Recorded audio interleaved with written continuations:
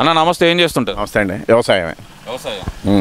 Okay, వ్యవసాయం దండగా అని చంద్రబాబు నాయుడు గారు అన్నారు గతంలో. మరి అలాంటి వ్యక్తి ఇప్పుడు అధికారంలోకి వచ్చిన తర్వాత రైతులను మోసం చేస్తున్నాడు అనేది జగన్మోహన్ రెడ్డి వాదన. అది కరెక్ట్ అనుకోవాలంటారా? లేదండి, చంద్రబాబు నాయుడు గారు ఆ మాట అనలేదు. ఆ రోజు అట్లా కాదు అంది, ఆయన డిఫరెంట్గా అన్నారు. దాన్ని రాజశేఖర రెడ్డి గారు, జగన్ గారు దాన్ని హైలైట్ చేసి ఇట్లా అన్నారని చెప్పి చేసి లబ్ధి పొందారు.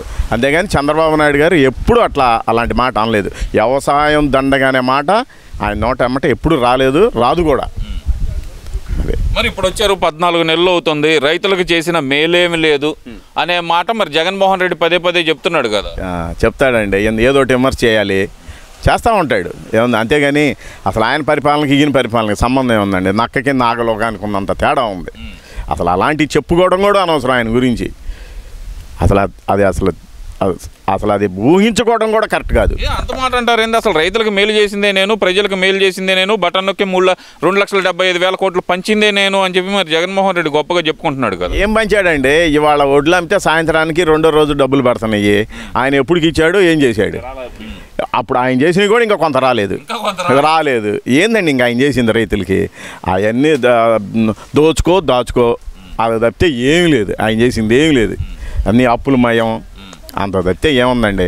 ఆంధ్రాని సర్వనాశనం చేశారు, అంత తప్పితే ఏం లేదు. ఇప్పుడే దాచుకో పంచుకో తినుకో అనే నినాదంతో చంద్రబాబు నాయుడు ముందరికి వెళ్తున్నాడు. వాళ్ళ అనునయులకు దోచిపెడుతున్నాడు తప్పితే పేదలకు చేస్తున్న మంచి ఏం లేదనేది వైసీపీ నాయకుల వాదన. మరి ఏదోటి అనాలి కదండి, అంతా ఉంటారు. అంతేగాని ఆయన ఒక దేవదూత అండి.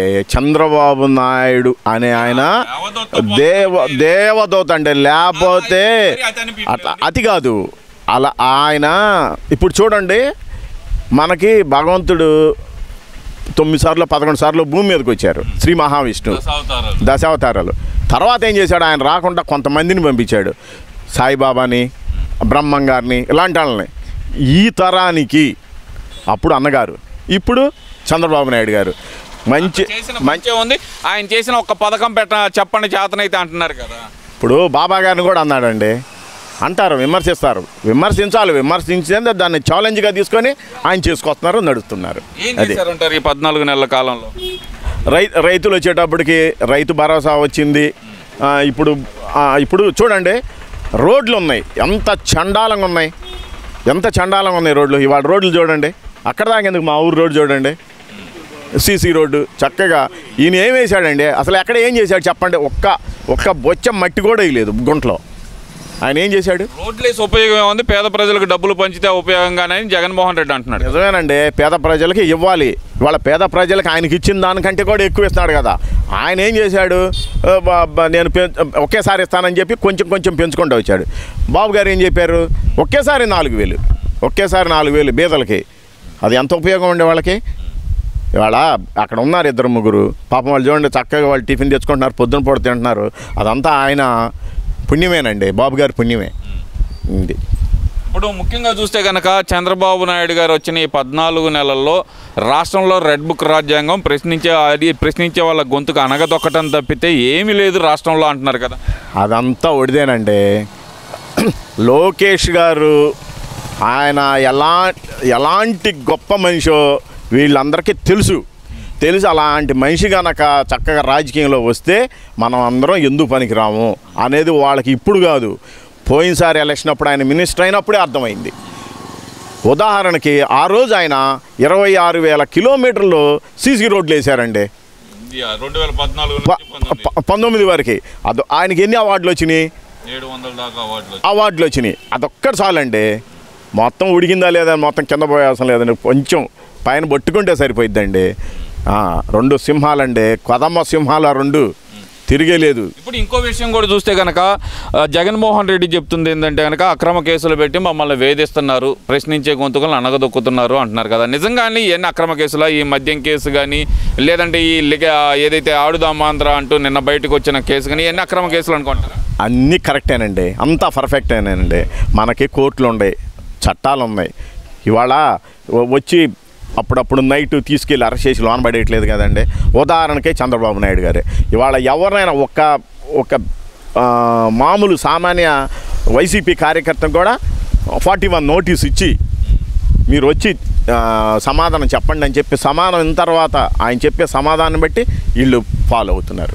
అంతేగాని అక్రమ కేసు అనేది అసలు అది మన బాబు గారి దృష్టిలోనే లేదండి. అట్లా చేసినా కానీ ఊరుకోరు ఆయన. అసలు సంవత్సరంలోనే ఈ 14 నెలల కాలంలోనే కూటమి ప్రభుత్వం మీద విరక్తి చెందారు ప్రజలు. అందుకే నేను ఎక్కడికి వెళ్తే అక్కడికి వచ్చి ప్రజలు జేజేలు కొడుతున్నారు, నాకు జనసందోహం అంత ఎక్కువ వస్తుంది అంటున్నాడు కదా.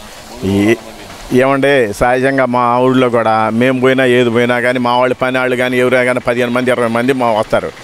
ఆయన కొద్దిగా గొప్ప ఉండొచ్చు, ఆయన వర్గం సహజంగా వస్తారు. దాన్ని చూసుకొని ఎర్రవీగితే ఏముంటుందండి? ఏముండదు. ఏం సీఎం అండి, ఇంకే సీఎం అండి. ఆయన వచ్చేది లేదు, ఏమి లేదు. ఆయన చరిత్ర అయిపోయింది ఇది. అది ఒక్కసారి ఇప్పుడు 14 నెలలు గడిచిపోయింది. ఇంకొక 3 సంవత్సరాలు కళ్ళు మూసుకొని తెరిచేలోపు 3 సంవత్సరాలు అయిపోయింది. మళ్ళీ నేనే ముఖ్యమంత్రి అంటున్నాడుగా మరి జగన్మోహన్ రెడ్డి. కళ్ళు మూసుకొని లోన కూర్చొని తపస్సు చేసుకోవటమేనండి. ఇంక అయిపోయింది ఆయన చరిత్ర. ఆయనకు అవకాశం ఇచ్చారు, ఇచ్చిన దాన్ని సద్వినియోగం చేసుకోలేపారు. ఇంక అయిపోయింది, ఆయన చరిత్ర లేదు. ఇక చరిత్ర లేదని మీరు అంటున్నారు. ఈసారి మళ్ళీ నేనే వస్తాను, 2.0 వేరే విధంగా ఉంటుంది, రప్ప అంటే తప్పేముంది అంటున్నాడు కదా. 2.0 కాదండి, 0.2 చూసుకోమనండి. 0.2 అంతే, అయిపోయింది, ఆయన చరిత్ర లేదు. ఇంకా అసలు వచ్చే ప్రశ్నే లేదు. అలాగే మరి చాలా గట్టిగా చెప్తున్నాడండి ఆయన. మళ్ళీ నేనే వచ్చేస్తాను, ఈసారి మాత్రం మామూలుగా ఉండదు, అట్టుకట్టున్నర పెట్టేస్తాను ఒక్కొక్కరికి అంటున్నాడు కదా. అవన్నీ వట్టి మాటలండి. ఆయన చూస్తేనే భయపడిపోతున్నారు జనం. ఎందువల్ల అంటారు? కార్యకర్తలు ఏదో ఉంటే వాళ్ళ కార్యకర్తలు ఉంటే మా రఫా అని చెప్పి తాగి భోగి తీసుకొచ్చి బిర్యానీ ప్యాకెట్లు ఇచ్చి చేస్తూ ఉండొచ్చు, వాళ్ళు వస్తారు. కానీ జనం అనేవాళ్ళు ఉన్నారండి, చాలా కష్టం ఆయన రావటం. అవన్నీ జరగని పని అంటారు. ఒకటే మాట, అందుట్లో సందేహమే లేదు, 100%.